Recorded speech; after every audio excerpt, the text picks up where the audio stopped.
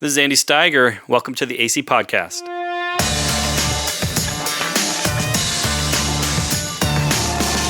On this podcast, we want to help you to understand and speak the language of our culture and to address questions being asked with intellectual honesty, gentleness, and respect.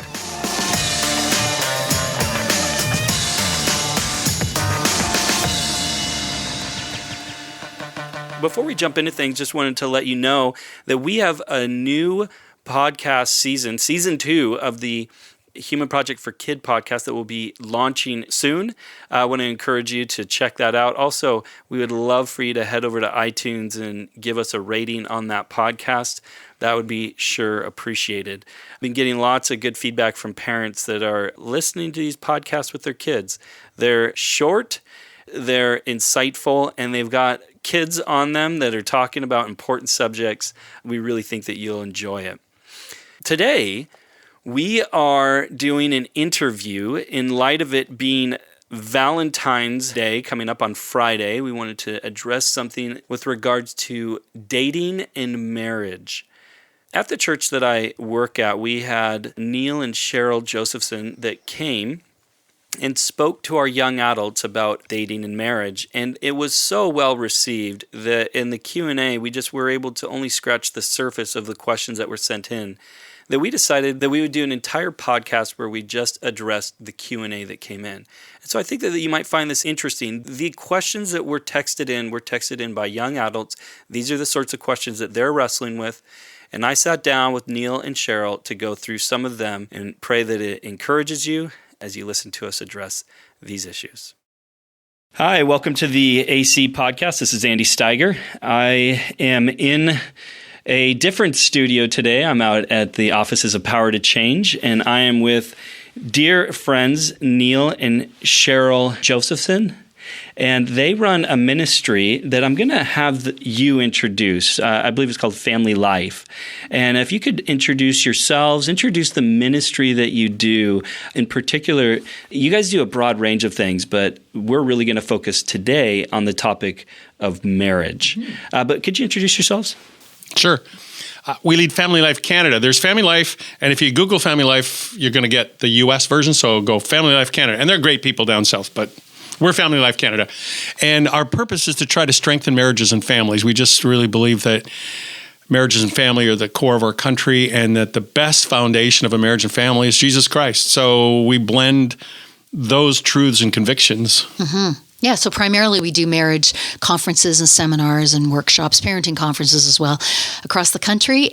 We also have a really active home builder network, so about 5,000 Canadians coast to coast are actively engaged working with us. And home builders are our volunteers. They're volunteers, they're not a staff. And then the other thing we have that I'm personally super excited about is sort of a marriage mentoring network, again, which is coast to coast. So just love the idea that Canadians across the country are really engaging in helping other people stay strong and kind of building a community in and around marriage and family. So that's what we get to be part of. We love what we do.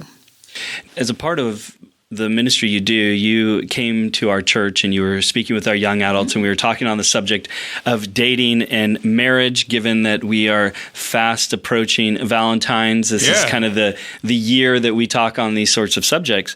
And that was so well received, and there was so much feedback from that event. And one of the things that we did, as you know, is we had a time of Q&A, and we encouraged people to text in questions, and we received more questions than we could respond to. Mm-hmm. And as I was looking over these questions, I was like, man, these questions are so good. And I think there's so many people asking these questions that we decided, let's do a podcast on this. So we've been waiting. We're addressing these questions now. And so really, the podcast today is just going to be all over the place with regards to dating and marriage, questions that we have received that I think a lot of people are asking. And we're just going to jump right into it. Let's do it. And we'll see if we can get how many we can get through. And hopefully maybe a question that you listeners are wrestling with are going to be one of these. Or maybe this, could be an opportunity just for you to hear what we're talking on these subjects that could equip you in the conversations you have, maybe with your kids or friends. So let's do it. Let's jump right in here. The first question is,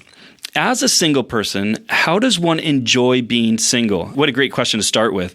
If you have the desire of being married, but think it's not going to happen in your future. How do you see past that and have a life of fulfillment? That is a great question. Because we primarily speak with married couples, we don't have a lot of conversations with pre-married couples, but I will tell you that this is the number one question we get pretty much. If I'm going to be single, how do I do this in a good way? And I love the way this person phrased it. As a single person, how does one enjoy being single? And I would say the same question is asked as a married person. How do I enjoy being married? Like, how do you enjoy whatever current situation you're in? And I would say you don't enjoy life by basing all your happiness on another person.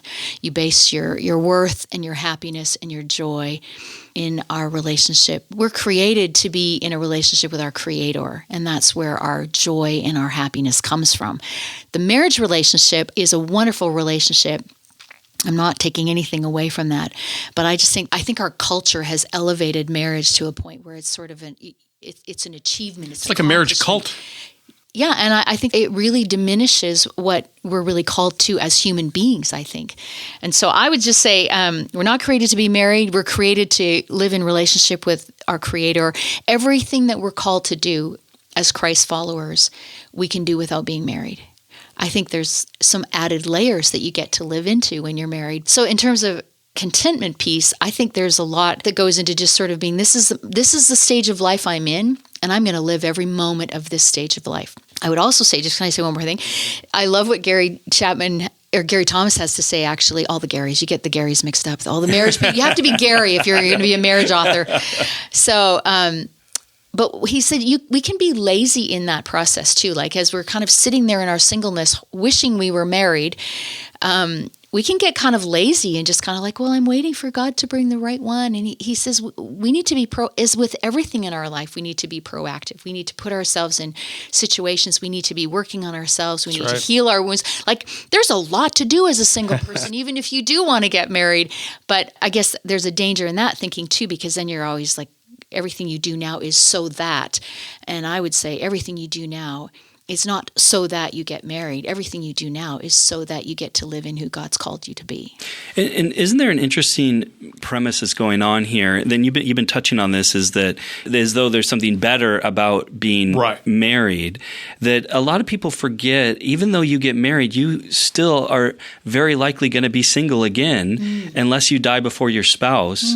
You know, there is going to be, that That's time. a good point. And if you try to find your identity in that, I mean, you could imagine then when you do lose your spouse, you kind of lose yourself in that because you've thought or tried to make that your identity. One way that I've seen young adults kind of confuse this as well is when I've officiated weddings, I've often had to help people to understand in their wedding vows, because they often vow eternal marriage to one another. I'll be married, I'll be by your side forever. Yeah. And it's actually, you won't. I know. That kind of bugs me, actually.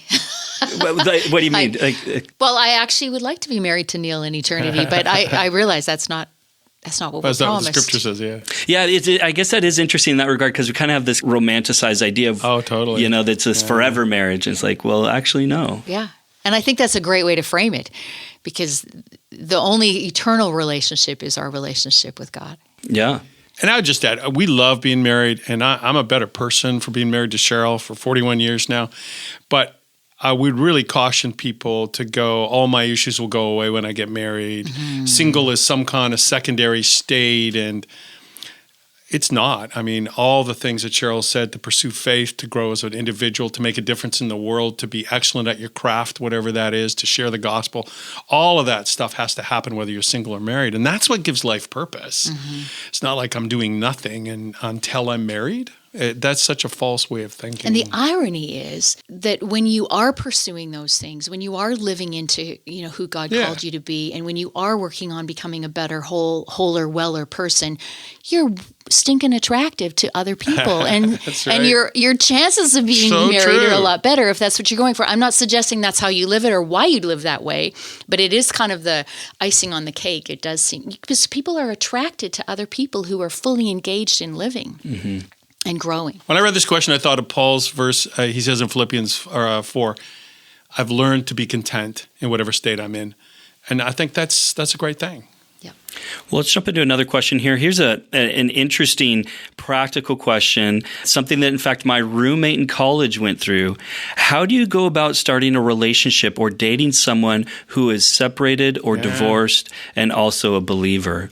Mm-hmm. Well, when I first read this, and of course, we don't know the people who wrote them, so we just know the words on the page. But what leapt off the page to me and Sharol is, look, if somebody's separated, you shouldn't be dating them. They're in some state of their marriage is at a crisis, or whatever the word is you want it, but they're not together. We believe, we work for and pray for reconciliation right as long as possible. And so we're talking, just to be clear, by separated, you're saying, okay, they haven't divorced. Correct. They're just separated from their partner. Yeah, that's the way I read it. Yeah. And we're suggesting that nobody should be dating a person who's just separated. I mean, we pray for reconciliation. We work for it. We understand because we're in a broken world. And Jesus even said this, we get a certificate of divorce because of our hardness of heart. And, and I think there's repentance and forgiveness after divorce.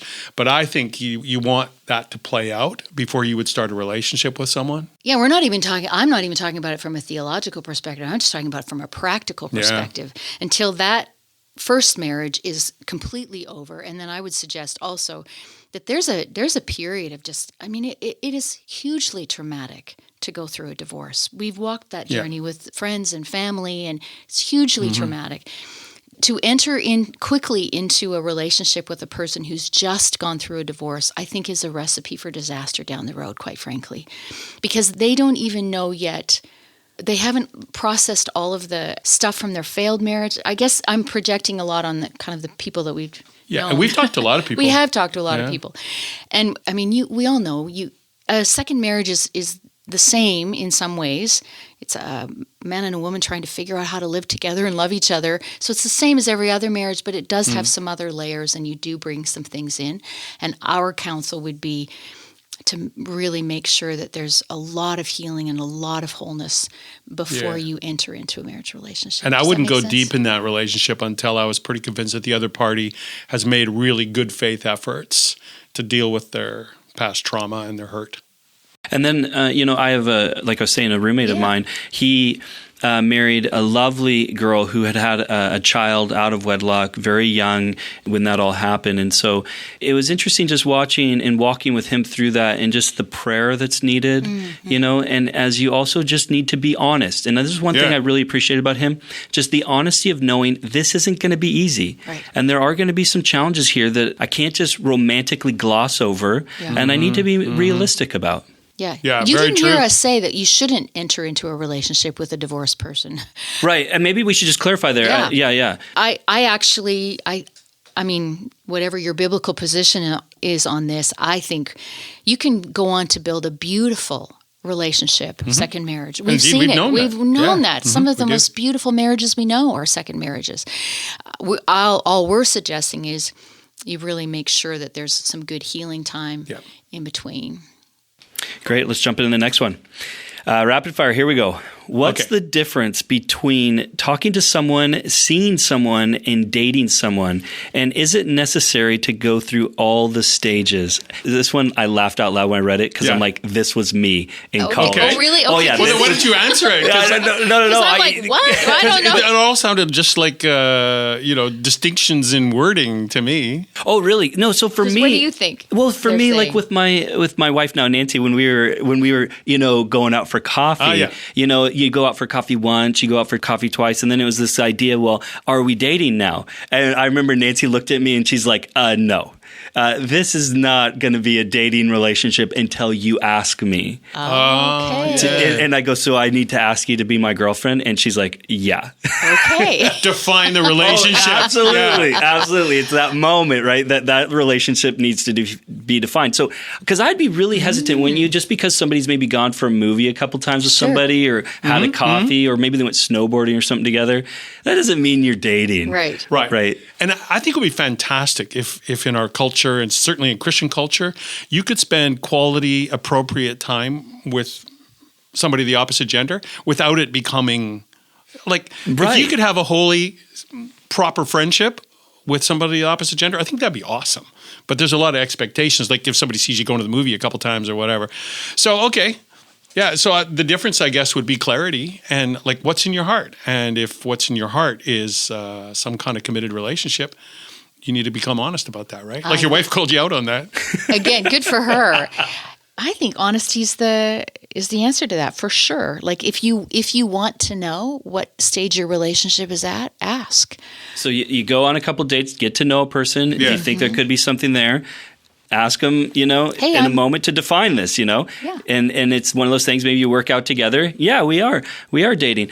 While you're thinking of that, I will say in terms of the stages, I actually do think there's a progression to dating for sure. Yeah. And I think it would be very helpful to kind of mark that progression along the way with each other. So you're always checking in, you're always kind of on the same page as to where you are without the expectation that you know where it's going. I think that's the temptation. I think you can say, this is where we're at right now. We're both in agreement, but we're also both in agreement that we don't know where this is going. And I think that's fair. Now, would you, just to tease that out, with where it's going now, I think you would agree with me. I've always defined dating as this relationship that's a committed relationship for the purpose of marriage. So that if there comes a point in this, dating where you're like, I know that I wouldn't marry this person, then you should break up with them. Yeah. But there is that, if I understand you correctly, then Sharol, that means then as you're dating, it is for the purpose of marriage, yet you don't know. Right? Because you're in that, you don't know if you're going to, you're exploring. I don't know if I'm going to marry you. If I do know, though, for sure I wouldn't. I would agree with you. I 100% agree with you. If you know that there's no future to this relationship, you should stop investing in that person. It's dishonest. But I think until you know, our counsel is don't start talking about marriage a month in. Because it alters your relationship. All of a sudden, then everything's about the future. Yeah. And you're not able to just live in the moment and really get to know that person. And then every conversation is filtered through, well, what if we were married, would you do that? And you just don't give the relationship an opportunity to grow in a natural way. So I think stages is a great way to put it, actually. You kind of identify the stage you're at. And once you've identified that, this relationship could go to marriage, then it kicks it into a different stage, to use that word. Yeah. And I do think there are stages. I think where we've seen relationships go awry is when they jump to a conclusion about where that relationship is going and then ignore the day-to-day. Here's an honest question that I know goes on. It is a struggle that goes on a lot in our culture, particularly, is often referred to as a hookup culture. And one of the questions that was sent in was what your thoughts on having friends with benefits is. Is that okay? How many different ways can I say no? We were talking about this. I just don't think. I think you trivialize sexual relationships, which are supposed to be holy, and holy means set apart, right? It doesn't mean that it's, not passionate. Holy is set apart, and so you trivialize it like, hey, you're my friend, but, let's have some sexual pleasure together. I just think it creates baggage for the future. I think it confuses the friendship. It's disrespectful to your future spouse. How do you take sex seriously when you've had it that casually? So, I don't. And everything in the scripture about how to treat our brother and sister in Christ, that completely violates all Jesus' teaching on that. Yeah. The first thing that went through my mind when I read it was, that's not a friend. You're not treating that person as a friend. You're, in fact, treating them as an object. Sure. So short answer to but I guess the argument would be, no. But the argument might be, well, what if we're both into it? Well, then I'd suggest you're both wrong, and try to think better of each other. Well, here's a question that kind of follows off of this then. How do you talk with your friend who is in a relationship that you think might be unhealthy? What are the red flags in a relationship? Well, I read that as two parts. I'm going to talk to the first part, and you can talk about red flags maybe. Sure. The first part is just say, well, how do you talk to your friend generally? Like, I think to have friends that you can really be honest with, that's a great thing. So practice that level of honesty with all your friends. Mm-hmm. So how do you talk to them? You talk to them the way you always talk to them, with their best interest at heart. You're not trying to control them. You're not trying to change them. Out of sincere concern for them. If that's your attitude, then it's probably the right setting for a conversation. But what are the red flags that would make you have that conversation? Yeah, and I would ask a lot of questions. Yeah. I wouldn't pronounce. Tell them what to do, yeah. Or tell them, here's what I see in your relationship. I would just ask a lot of questions and kind of let the Spirit go to work. But some of the questions I would ask are, is this person a giver or a taker. Like what's That's a red flag. What's his or her kind of predisposition? And I think that's a good one. Is I would ask the question: Is the person kind of well and whole and complete? And I don't necessarily mean that we have to be perfect, but is this a healthy, whole person who can enter into a healthy, whole relationship? Because a marriage is only as healthy as the least healthy person in it. So if you're dating a person who's not particularly healthy, you are putting a glass ceiling on your marriage. It will never get where you want it to go because that person will always is a governor on your relationship. Person can grow, but this is a red flag. This is a red flag. Yeah. Then I would ask them: Are they a respectful person? Do they respect you? Do they respect your friends? Do they respect your parents? Do they treat others with respect? I would really be watching that carefully.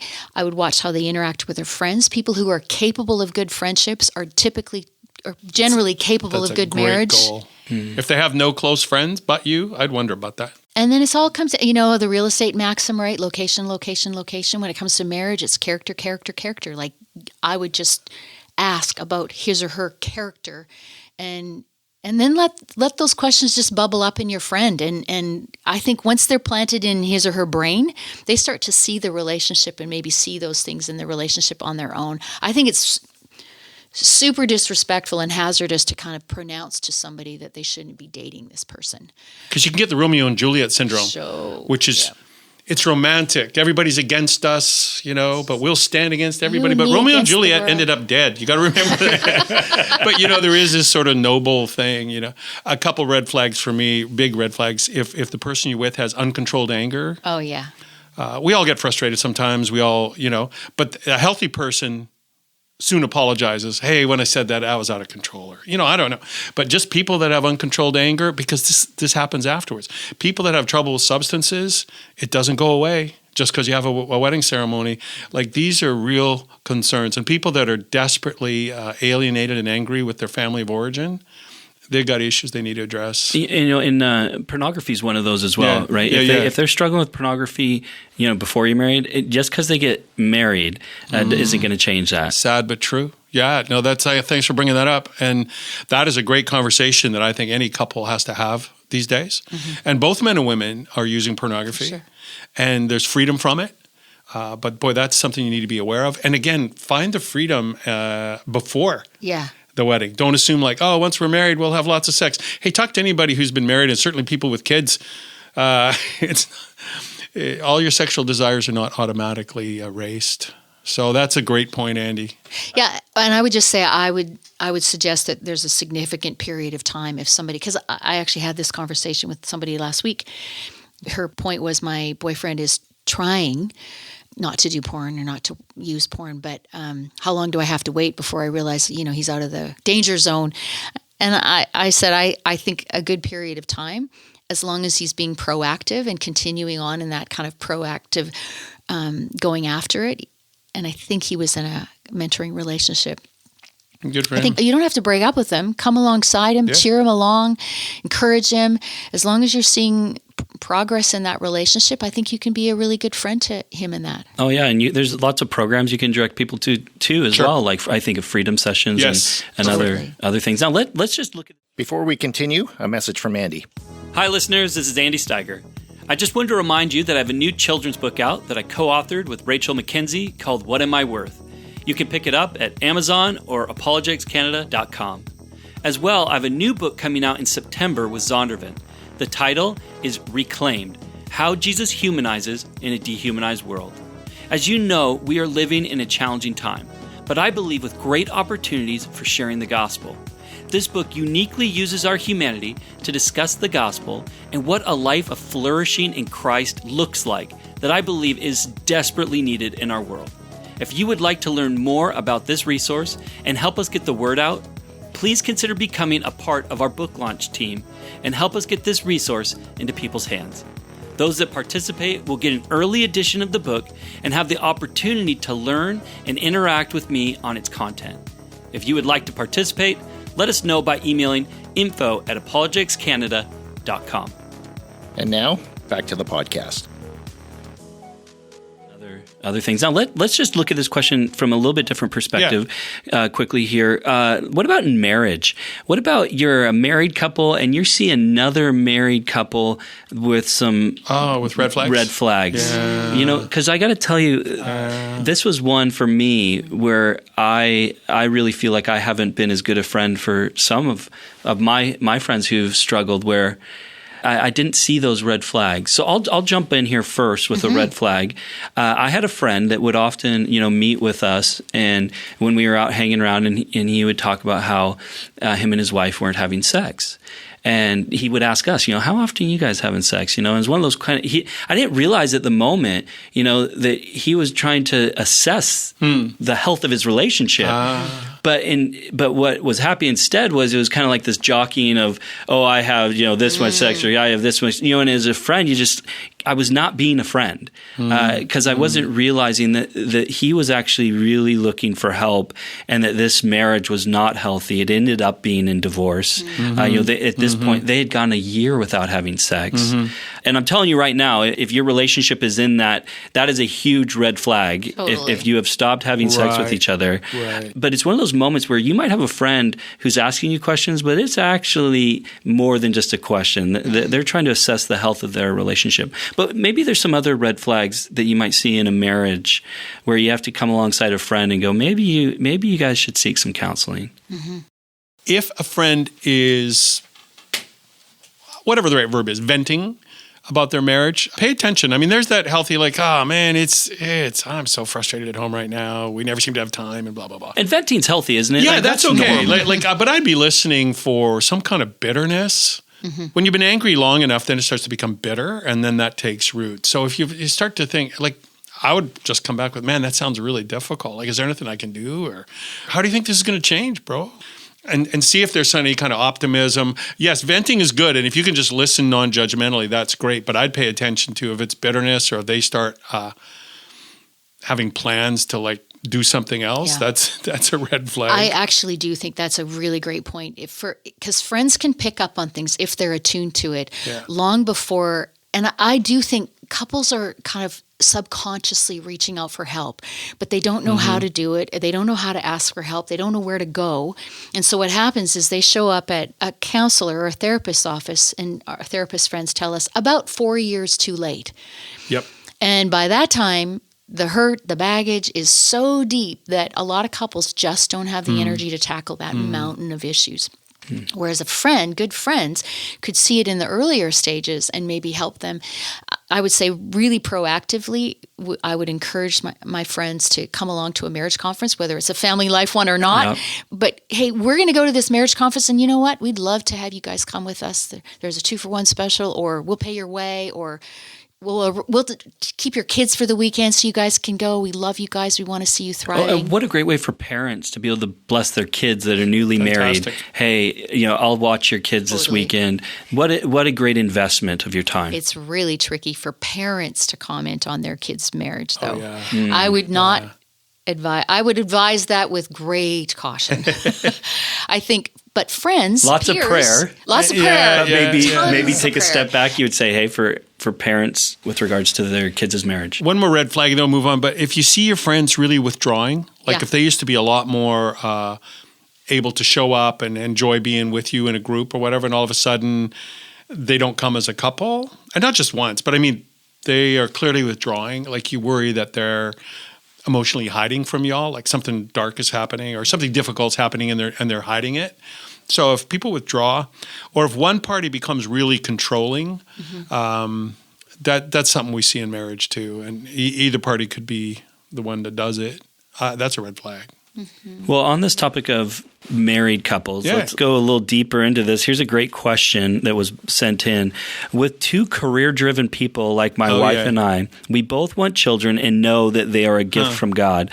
But the timing seems to be brought up a lot, as well as finances. When should a Christian couple, quoting Psalm 127, I love this, load their quiver with arrows? Yeah, there you go. Oh, brilliant. I love metaphors. Yeah. Great question. And Sharol and I have spent our whole lives sort of trying to figure out how to be great parents. Well, as good as we can be. and honor God's gifts that He's given us by using them within the church or the marketplace or as volunteers, whatever. 2 careers. I mean, we've worked at that our whole life. This is a great question. So let me pick up the finance side, and then we can talk a little bit more. When I read in this, I think a lot of people today are mixing up appropriate godly responsibility for your family. Like, you should provide. If God gives you children, they're a holy stewardship. You should provide for them. But in North America, what we think is providing for them, I think, is really culturally determined, right? So it's not just roof over their head and feeling loved. It's like they've got to be in the most expensive thing, and they got to wear the most expensive thing, and they got to, and we got to confess that's greed or materialism or whatever. That's not necessarily good parenting. Not, and that's so if that's what you're worried about is, we're not going to have kids until we can look deep in your heart and say, is that providing for their needs in appropriate ways, or is that just status seeking or whatever? Yeah, I would also say there's no one size fits all. We've seen in our literally, we've talked to thousands of couples, and we've seen everything we've just seen every version of parenting and career, and there's no magic formula. I think it's up to the couple to decide, and I would say it sounds like that they're getting a lot of questions from outside about the timing. I think that's a personal decision. Neil and I got married quite young. 3 months later, we were pregnant. Not planned. What? You were pregnant? Well, I was pregnant. We were expecting. I was pregnant. We were expecting. There you go. Yeah, let's be clear. I was pregnant. So our life did not turn out the way we'd planned by any means. And I am actually pretty much a driven type A kind of career person. So I stayed home with the kids for a few years, and then I pursued my career. And to do that, we, through our whole life, have kind of front-burnered, back-burnered our careers. Neil was a stay-at-home dad for a few years. I worked part-time. I worked full-time. There was a season when neither of us worked. That was not a good season. Not a good idea. We don't recommend that one. It was a short season. But it happened. We were both full-time for a while. And we had nannies. We ran the gamut. And I would say we constantly had to be honest with each other, and we had to be honest before God. And there was a point, I'll just be honest and tell you, where I was a 6 o'clock news anchor here in Vancouver, and I heard God telling us pretty clearly that we weren't doing family the right way. And so I came home from work one night, and it was triggered a little bit by the kids calling me by the nanny's name, which, okay, this is not good. We had a long talk that night. And then we prayed hard, and we just really felt like God's like, you're not living up to what I've called you into as parents. So I left my job, and we moved to northern Saskatchewan, which was traumatic in and of itself. But my point was, I think, but those years... Sorry, listeners. I know. We actually grew to love it there, I will say that. But my point in saying all this is there's no right way, I think. There's no biblical guidance about what you should do in terms of career or work outside. I mean, the Proverbs 31 woman she's a pretty big career woman. Mm-hmm. And I think there's no particular guidance. The guidance is that we should be listening to the Holy Spirit, that we should always be laying our lives before God. What would you have us to do? How can we love on our kids the best? How do we love each other the best? Yeah. How do we live into the giftedness that you've wired into us? Those are the questions we ask. Yeah. And the only key is to be on the same page as each other, I think, with God. And so to this question, it doesn't really matter what other people are saying about your finances or about your timing. Mm-hmm. It's about the two of you before God deciding when it's time. And then the other thing I would say is I don't think there's a requirement to have children. Right. And I think, again, we've kind of culticized parenthood, and I think it's beautiful. I think it's God's gift to us to be parents. I just don't think it is in everyone's life plan, and I think that's okay. And being the theologian, and it's always interesting when we take Old Testament verses and then apply them today. And you got to be careful how you do that. So even back to Genesis, Adam and Eve, be fruitful, multiply, fill the earth. They're the only two people. How does that, in today's overpopulated world and all the rest, I don't think that's the same command. And also, in Psalm 127, this is a clan culture, right? Where you needed to have lots of children because that's how you had lots of flocks, and that's how you fought off the other clans because then you had lots of warriors. And I mean, that was a specific admonition at a specific point in time to cultural reality. I'm with Sharol. love God first. And if God calls you to be a parent or provides for that, then honor that. Make that the priority it should be. I guess that's what we're saying. And and then the rest will sort out. And any good marriage has to sort out priorities. Any good marriage, you got 2 great ideas or more than 2 great ideas, and you make choices. Yeah. One of the thoughts that Nancy and I, as we thought through this, is we talked about it. And we developed a plan, and we said, okay, we're going to wait to have kids, and waited a number of years, and we did some things that we wanted to do. And one of the challenges, and that was great, but there were 2 thoughts that went through my mind as we've wrestled with this. One is you need to think about your spouse. For example, for me, I had to think about Nancy that there were risks that she would run that would be higher risks for her in pregnancy the longer we waited. So I had to take that into consideration. Another one is for me, I had the opposite problem. I was afraid to have kids. And so I very much had this idea that kids were they were not a blessing, and they were a financial drain, and they were difficult. And, because it's interesting, our culture really does. It's one of those moments where it's like when you're not married, everybody talks about, getting married. Then you get married and everybody talks about how difficult it is. You know what I mean? It's one of those, it's like you just can't win. Same thing with parents. And same thing with parents. And so it was one of those moments where I really had to wrestle through my own, and I know you guys have talked a lot about this in the past, where you gotta deal with your own history and for me, my broken history with my parents and my own fears and insecurities, and realize that was more of what was going on in that conversation. So if you're having a timing conversation, make sure it is a timing conversation and not an avoidance. Like, no, I'm afraid. Go to the root of what's keeping you from deciding to become parents. You know what I appreciate about this question, though, too, is they're recognizing that if you're going to have children, it's going to take time and energy. Yep. So be thoughtful about it. Yep. That's being a responsible adult who's bringing another child with God's help into this world. Like, honor that. And I guess that's what I was kind of pushing back on, or that idea that there might be some people, the whole timing, where they want to wait, but really it's not about waiting. It's about you, right? Because a kid's going to cost me time. They're going to cost me energy and money. Right. And so, do you see what I'm saying? Where, in our narcissistic kind of culture, then children can be more and more viewed as a burden, less as a blessing. Yeah. We've seen this. We've seen couples who start out going, we're going to wait, then when we have a house and when we're got money in the bank and when our careers are established, because they think that's honoring their child. And then they get to that stage and they go, I don't want a child. I just got this figured out, and we got money to go away every weekend, and why am I going to change that? So it becomes a problem later. I go back to what Sharol said first. Every situation is so unique, but be honest before God. Be honest with your spouse about what you're feeling and what your hopes and goals are. And if God does give you children, then you have to prioritize them. And if I could just say, with my own kids, that I have absolutely loved being a dad. Good. So when did that change? It's kind of interesting. I guess for me, it changed slowly. Okay. Because I've been dealing with my fears for a while now. And in fact, this is going to lead perfectly into our next question. Sure. And the next question is, what should you do if you have a fear of commitment or dating the wrong person? Yeah. If one is sensing fear, it could be a healthy response, like, this person isn't trustworthy. Like, I'm afraid to commit to this particular person because he or she has uncontrolled anger outbursts or whatever. So it makes me fearful. That's a good thing. That's a healthy thing. There's also the real possibility, as you alluded to, Andy, that the fear comes from previous issues. And those need to be dealt with because they won't go away again just because you have a 30-minute ceremony with nice clothes on. That fear will continue then to haunt you when something difficult happens in year 2 or year 20. Then you go, I made the wrong one. What if I...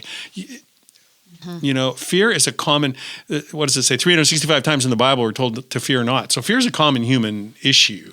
So people shouldn't feel bad. But where's the root? Tackle the root. It's interesting you say that, Neil, because for me, 2 weeks before I was to marry Nancy, I called up a friend in Montana and told him, "Hey, Darren, can I come out and stay with you in Montana?" And he's like, "Why would you do that? I'm coming to you for this wedding." And I said, "Well, Darren, I think I'm thinking about pulling the ripcord on this. I'm thinking about breaking up with Nancy 2 weeks before our wedding." And he's like, well, why? And I had to really wrestle with that why. Yeah. And I had so much fear. And at first I thought my fear was the fear that Nancy was the wrong one. But the more I dwelt on it, the more I began to realize, no, the fear is that I'm the wrong one for her. That I'm going to fail, maybe? That's exactly it. I was very fearful that I would not be a good husband and that I would not be a good father, that would screw it up.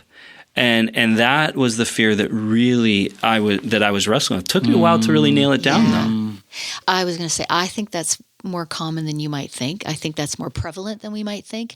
I think people dress it up in different ways. Right. I think the fact that you kind of looked it in the eye and named it. So what happened? I mean, how did you work through that? For me, I had this moment. I'll Obviously, never forget you got married. it. I did. But I had this moment where I was looking out the window of the front lawn of my parents' house, and I'll never forget it because I was having this moment where I'm like, I need to make a choice here. And they know that this choice is going to change the course of my life. And as I was wrestling through this and just praying through it, God helped me to identify that this was me and not Nancy. And one of the ways that God did that is because my friend Darren said this, I'll never forget it. When I told him this, he goes, well, hey, would you be upset if I had a shot at Nancy? If I could punch him through that phone. But it was one of those reminders where I'm like, you know what? No, Nancy is good. I need to deal with my issues. And as I was praying, God just really put it over me, Andy, I'll help you to be a good husband. Yeah. I'll help you to be a good father. Yeah, thank goodness and for that. and it was one of those moments where I realized, no, in my faith journey, this is a moment where I need to trust Jesus. Yeah. And I need to step forward in commitment of trusting that he is going to help me to be those good things. And so that's really, Sharol, what kind of led me to saying yes, but it was scary. It was still scary. Well, and there actually there's a healthy piece in that. Yeah? I was just going to say there should be some holy fear and respect for what you're about entering to do. into. It shouldn't be entered into casually. Yeah. But you should probably have that conversation before 2 weeks before the wedding. My heart Face just goes out fears. to Nancy. When did you tell her that you had that crisis? Oh, my wife wasn't surprised because I had been having these issues throughout our dating. Okay. So much so, you guys are going to love this. So much, well, you maybe not love it. So much so that one point in our dating, I stopped calling her for 2 weeks. Again, it was this fear of moving forward in this relationship because I could tell it was moving towards marriage. So this was before cell phones and whatnot. Sure. She called my mom Judy, and said, Judy, what is your son's number? He hasn't called me in 2 weeks. And she's like, oh, you call him. And she gave her my number. And Nancy called me. And you know what she said? She said, I answer the phone and it's Nancy. And she says, Andy, if you're going to break up with me, you got to do it like a man. And she just, the line went silent and she just waited. Like, if you could break up with me, but here's your opportunity. Yeah, don't ghost her. Just don't vanish. Don't ghost me. No, that's right. I like Nancy. But I tell you what, that was such a God moment. I needed a woman who wasn't going to give up on me, but who also wasn't going to be beat up emotionally and treated like I was treating her. Yeah. She's gonna stand her ground, but yet she was gonna love me in the midst of it.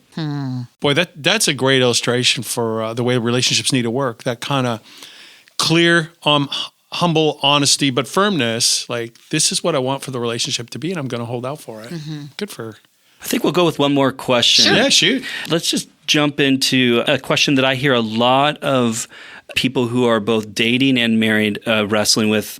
Is marriage more of a partnership, or is there a lead aspect to it? I was always told growing up that the man was the head of the house.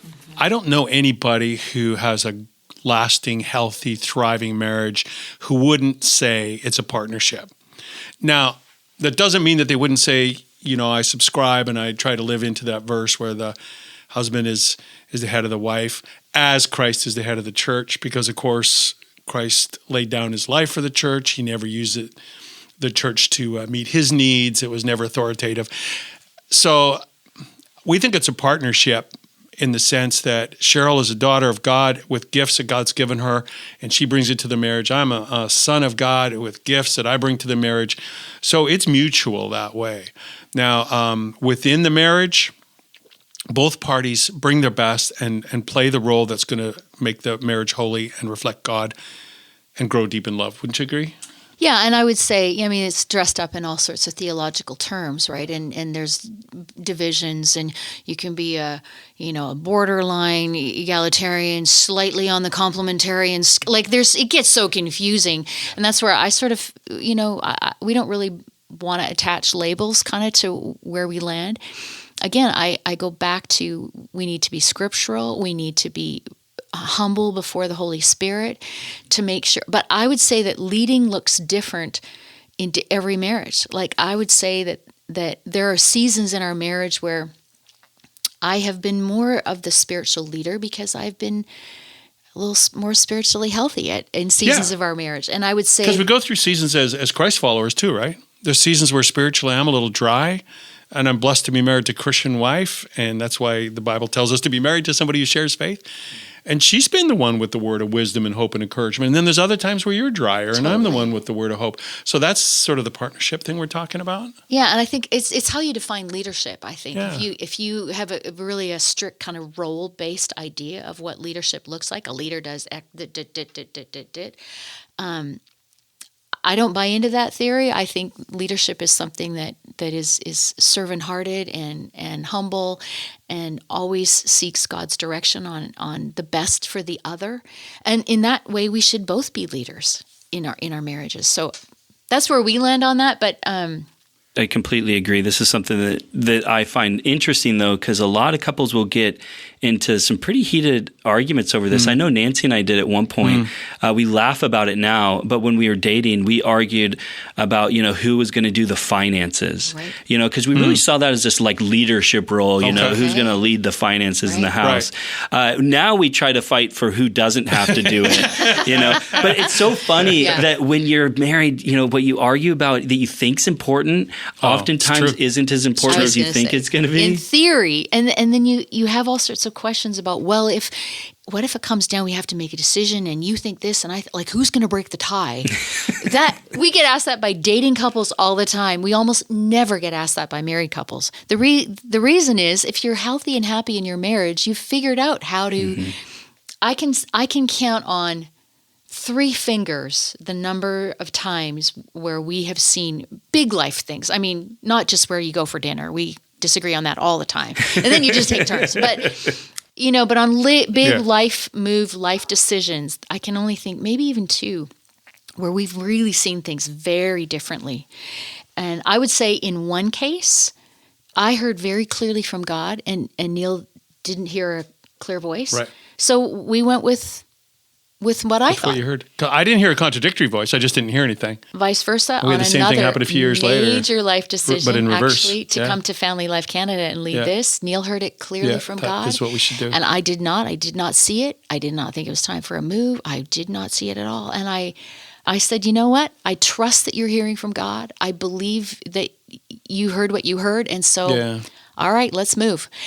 But that comes out of a marriage relationship. Yeah. That's not a matter of sort of, well, you're the husband, you get to make the decision. Some kind of rule book, yeah. That's how we've lived our lives. I think sometimes younger couples, to be honest, they want a blueprint. They don't know how to do this marriage thing. Mm-hmm. And it's really more of an art than a science, but they want it to be a science because they want to do well. So if you can tell me, this is what I do as a husband and this is what I do as a wife, then I can nail this. When really, it's more of a journey and adventure you launch out on together with God's leading. Now, that's an interesting point, though, that you're putting there. It is with God's leading, because one of the questions, and it brought up, we didn't get a chance to get to it, but we can address it quickly here, and that is the spiritual component of, okay, well, can I date somebody that's not a Christian, and this is that point where you're like, sure, it's going to raise issues. Not only can you date them, you can fall in love with them. Like you can learn to appreciate their gifts, their talents, their heart, their sense of humor, all that stuff. What I hope you heard in Sharol's story is it is a profound virtue when you're facing issues in life to be able to pray together, to trust that your spouse is seeking God, to trust that your spouse is trying to listen and obey the voice of God and is reading the scriptures and wants to obey them. Man, that is unbelievably valuable. And that's so strong. But yeah, of course you can have feelings for a non-Christian. And sometimes I'll get Christian kids saying this, oh, it must be God's will because I love him or I love her. I go, I don't think so. I think God's will is that you would be married to somebody that you're going to build a home of faith together with. Yeah. And I would say the Bible says what the Bible says, and I think we need to uphold that as truth. We shouldn't be unequally yoked. But I would say from a very practical, anecdotal position, we've seen so many couples who are just heartbroken because their paths are so different spiritually. Mm-hmm. And it honestly, it breaks my heart. And I just wish somebody had looked them in the eye when they were dating and said, don't do this. Do not. Wait until, because they'll usually say, well, he's starting to come to church, or she's starting to come to church, or she's starting to, be interested. That's good enough. Delay for a while and see some fruit of that relationship starting to blossom before you make a lifelong commitment to that person. 100%. That's a do not go as far as I'm concerned. Anybody I loved, I would have that advice. I'd look them in the eye, do not do this. A little heartbreak is way better than a lifetime of heartbreak. Absolutely. And then it gets even more complicated once kids come into the picture and everything else. What are we going to teach and all these other things. As you can pick up, we're not very hard line on a lot of things. I mean, Neil's probably a little more theologically astute. Well, he's definitely way more theologically astute than I am. But we don't draw hard lines on many things, but that's one we draw a hard line on. Yeah. Hey, as we wrap this up, I mean, man, we could talk forever here. I think we have. Our time is definitely up. It's been great. But so good to have you on the podcast. As we wrap this thing up, with the ministry you guys do, there are these weekends away that you have. I know we got one coming up in Victoria. Mm-hmm. They happen across Canada. Right. Can you just briefly tell us about that? So if there's anybody who's married and they want to make an investment into their marriage, or maybe they want to tell somebody else about this. I mean, I've even had people pay for me to go on these. Lucky you. I know. What would you recommend? Or could you tell us about this? Sure. It's a weekend thing from Friday night through to Sunday noon. Sunday noon. It's this great mix of great presentation, and we really try to make it learner-centered. There's not lectures, okay? Sharol and I teach, and another couple teaches, so we mix voices. We always teach in couples, so you hear both a man and a woman's perspective. It's biblically based, but you feel free to invite others who maybe aren't Christ followers yet, or no matter where they're at. It's really safe for them. So we teach, and then we throw a project to the two of you. You don't have to share with strangers, but then the two of you sort it out. And so by the end of the weekend, you'll have had this series of great conversations about important topics and go home feeling, I've never felt closer to you. I've never felt like I understand you the way I understand you now. I've never heard you say stuff like that. This is the kind of feedback we get after the weekend, rather than, weren't those lectures lovely? Like, that's not what the weekend is about. And I would say that's why the weekend is appropriate for a lot of people in different phases of their life. Like we get couples who are literally on the brink of divorce. The divorce papers are on the counter at home waiting to be signed. If this weekend doesn't work, we're going home. I would say that's about 10% of the audience. About 10% of the audience is therapists and counselors and pastors who are trying to find some tools for their own people to pass on. And the other 80% are all of us in the middle who love being married, but we know we're good at some stuff, and some stuff's kind of scratchy. We know we've got some areas that we can work on, and there's always more. Yeah. But because the weekend is designed for the two of you to have conversations, so we lay out a little bit of teaching. You can take it as deep as you want. You can take it any direction you want. And so it really is a great weekend for everybody no matter where they're at in their spiritual journey, and no matter where they're at in their marriage relationship or pre-married relationship. That's right. Get lots of couples who come while they're dating too. So where do they go for information? FamilyLifeCanada.com. Yeah.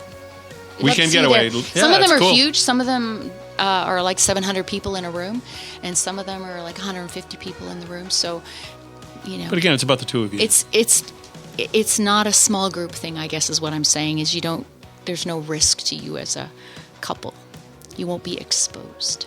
Great. Want to thank you guys for being on the show and talking on these important subjects with me. And we pray, listeners, that you're blessed by what we were talking about. This has been another podcast with Apologetics Canada. We'll come back next week with more things to think about.